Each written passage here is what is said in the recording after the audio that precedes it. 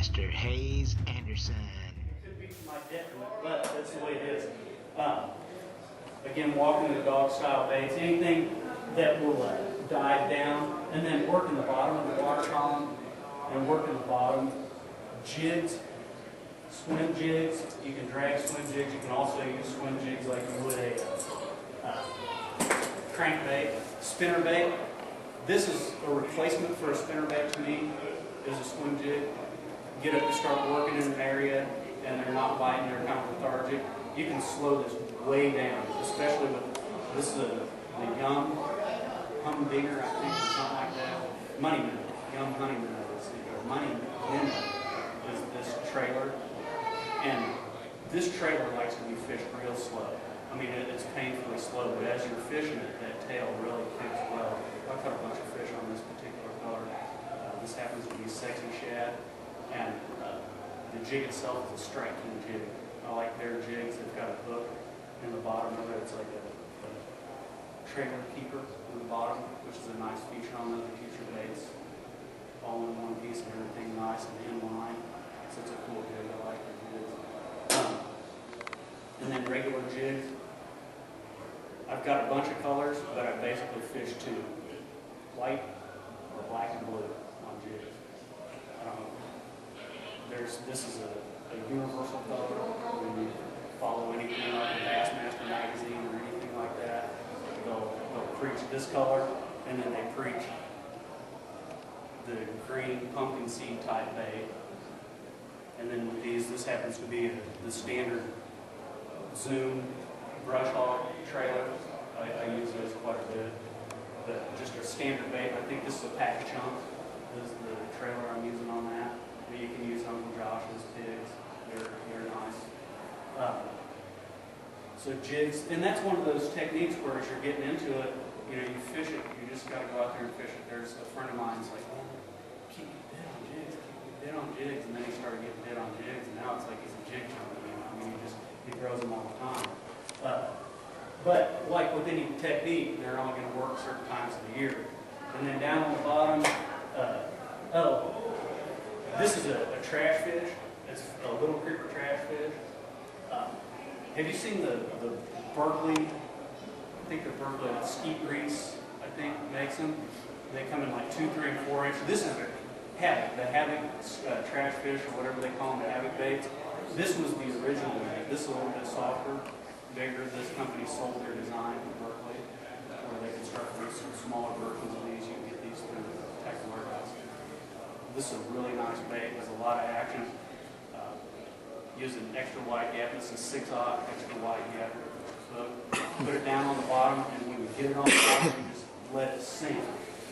With those baits too, and fishing the bottom, get into bigger swim baits. This is a Huddleston Deluxe 8 inch, and this is also a bait. Like this time of year, put it on the bottom, and you can't crank it slow enough. If you think you're going slow, slow down. It is honestly, it's like that. I mean, don't be cranking on it. Okay, I think I'll take a drink of coffee. Take a drink of coffee and just let it sit. And it's amazing. These big swim baits draw bites, and the bite they draw, you will draw big fish. But you fish them very slow. You can also fish them up in the middle of the water column and just swim them along. But again, you're not twitching it. You're not doing anything crazy. There's no real technique to it. Chunk it out there, let it sink, and crank it in. Just crank it. Just let it swim. Let the bait do the work. Because this is one of those baits versus something that you would say walk the dog with, where you've got a spook or something like that, or a popper, and you're popping those baits across the top of the water, or a suspending jerk bait, where you're working the bait in the water and making that thing work. With these, the bait is the action. That tail just draws a huge, it displaces a lot of water. And that's the key to all of it. So these Huddleston type baits is that tail. Down on the bottom and then in the middle of the water column too, you can't tell the difference between these are Spro BZ 8s. You can get them in a fast sink to a floating, and you can put them all the way down on the bottom. These These, again, with these, you can work them like a jerk bait and make them stop, and you can actually make this bait do a 180. You can pop your rod tip, and it'll turn around, and it'll suspend in the water for a second before it starts sinking. So baits like that work really well for that stuff. I'm flying through this. Leaves you plenty of time for questions. Yeah, hit me with it. It's much easier because I rattled pretty quick. I went through a lot of stuff really fast. He's been practicing a lot. Yeah, I got it down now. And then you get into sight fishing and stuff like that. It's like anything else. But the advantage with kayak fishing versus a boat, but the principles are the same. When you get a kayak's #1 advantage is stealth. But if you're making noise on the water, unnatural noises, whether it's your rod tips, and we were talking about this earlier, any kind of banging on the side of the boat, this is unnatural. But you can throw big baits in the water all day and it doesn't bother them because fish are kind of conditioned to having stuff splash around. But as soon as you crack your boat with a rod, or your anchor's bouncing against it, or you're paddling up and then you set your paddle down on the boat and it bangs against the hull, those things send out cues to the fish and they're like, I'm doing this. But if you can slide up and you can be quiet and you can just sit there for a second and then start casting, start working your areas, that's the advantage to this. The main advantage. The other thing is you can go places a powerboat can't go. I mean, you can launch in places. There's a couple of places I've fished up north where we were literally sliding our kayaks down a hill. You can't do that with a boat, Okay, guys, yeah, where are you fishing? Oh, I fished up here. Okay, you think I can get my boat? No. No, you won't even try. And there's a couple of places, Blake and I were fishing in one place late last summer, where you can get a boat all the way up to a certain spot and then it just dies. I mean, you can't get a boat through there because it's too shallow and there's trees and stuff that grow in. Yeah, and you have a hard time getting the kayak through there, so you got to lay your rods down and get it up underneath there. But once you get back in some of those spots, you have these oxbows and stuff that you can get back into that nobody can get to, and nobody will take the time to look for them. So that's, if Google Earth is your friend. You start checking on Google Earth, what that is, As long as just follow somebody else. So those are the two main advantages: being able to get somewhere and your stealth. But the stealth, but boat positioning and all that stuff, those principles are the same for a kayak as what it is, just a standard bass boat. You still have to stay backward. You still can't be bouncing around. You still have to have accurate casting techniques and stuff like that. All the principles are the same. I mean, if you just think you're going to roll up on a location and plant your boat right up on top of a tree that you're going to want to fish, you may pull a fish or two off of it. You're not going to be able to fish effectively, whereas you can slide up quietly, lower your anchor quietly, take your time and actually fish the area. And you have to move slower. I mean, you're going to naturally move slower because, we're not getting big here. You crank it up and boom to the next location. With these, you have to fish that location and fish your way around. So it naturally slows you down and it forces you to work on your fishing techniques. So that's a benefit. It slows you down and makes you learn to work on your fishing techniques and practice that stuff. The boat position, man, I couldn't touch it 3 weeks ago. I did it 3 weeks ago. I was on a bite and wasn't paying attention, and the bass had bait fish corralled up in a corner, and they were they were crushing it. And I tossed, in fact, I was throwing this bait.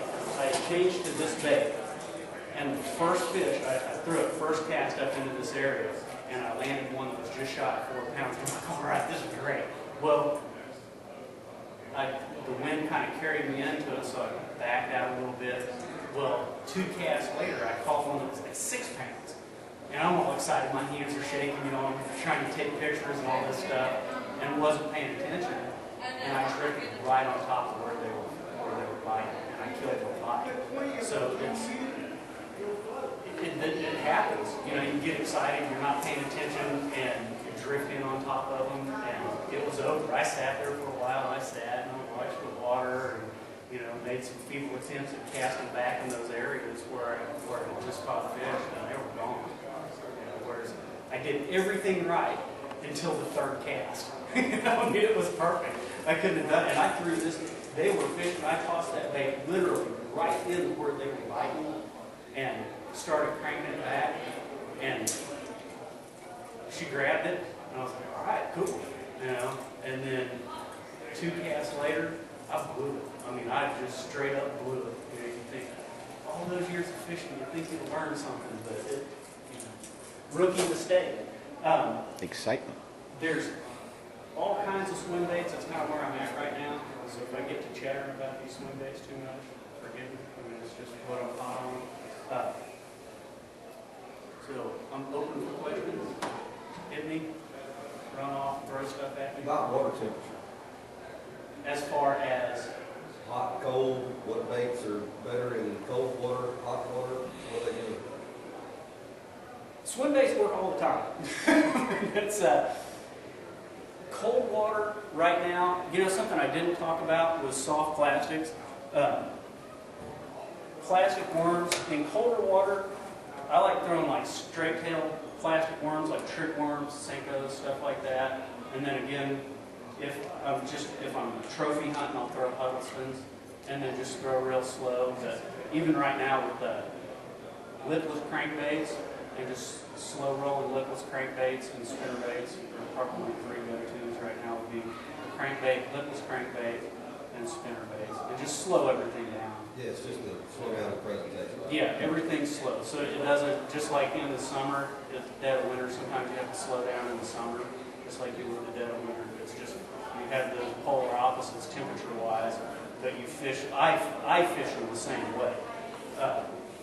With the exception of early morning or night lights in the summer, I fish fast. And, I throw buzz baits and toads a lot. They'll say that, they'll throw a toad every time we go out. I have to leave my toad rod at the house, man. I do. I love fishing toads. They're my favorite. I mean, I've caught fish every month of the year. I've caught fish on a honey toad. Period. End of discussion. I mean, I just do. I'll be having a crappy day, and I'll be in my honey hole, and it's like, I know you'll work. And I'll just go to firing that toad, and it's my go-to search bait. And the thing about toads, what I like about them, is you can fish them like a normal soft plastic. Weightless, just throw it just like you would a weightless worm, and just let it sink. What's cool about the toad, and what I've noticed after fishing them so much, is as it sinks, it doesn't just drop. It actually kind of floats down, and it'll kind of like it's swimming down. And it makes it has a really nice action when it's floating to the bottom. And I've gotten as many bites on these fishing subsurface like you would a ratless crankbait or something like that, where you can go fish it 2 or 3 feet below the surface and fish it like a crankbait. These are actually, it's probably my favorite and most useful tool in my tackle box is a plastic toad. And then obviously you can rip it across grass mats, lily pads, throw it up into the thickest of cover. I mean, these things are awesome. I mean, I can't speak highly enough about these. And it doesn't matter what brand, just the Zoom horny toad happens to be mine. But I know guys that throw the Strike King Rage toads. I've got some of those had success with them. Scum frog toads, they float, so they kind of go in that frog category, but they have that paddle tail leg, and they put a nice action on the water. Those are good baits, but this is my #1 search go-to bait. Got to catch a fish. This is it. Some guys are throwing, Senkos or whatever they want to be throwing. For me, this is the #1 bait. When do you make the decision to go big on baits? The night before. Honestly, I'm not trying to be a smart. You don't let it weather or. No, I think depending on like that place we went, I'll decide before I ever leave the house whether I'm going to go and I'm swinging for the fences. I'm either going to catch fish or I'm not. And if I don't, I'm going to go home and suck my thumb and tell myself I was fat and suck at this and quit. He likes to go fishing, see, I like to go catching. I know. Yeah, you know how I am. That's a good fish, man. I don't care what it is, I'm putting it in the boat. Take a No, look at it. actually, with water temperature, it's not what bait I'll be throwing, you know, whether I'm throwing big baits or small baits, it's whether I'm going to be, where I'm in the water column I'll be fishing. That's what determines for me. Like right now, I'll start off and I'll say, be throwing a Huddleston. If I'm throwing big baits, I'll start off with a Huddleston on the bottom and I'll work that. But if I see them crashing bait fish, I'll immediately go to some, I'll just work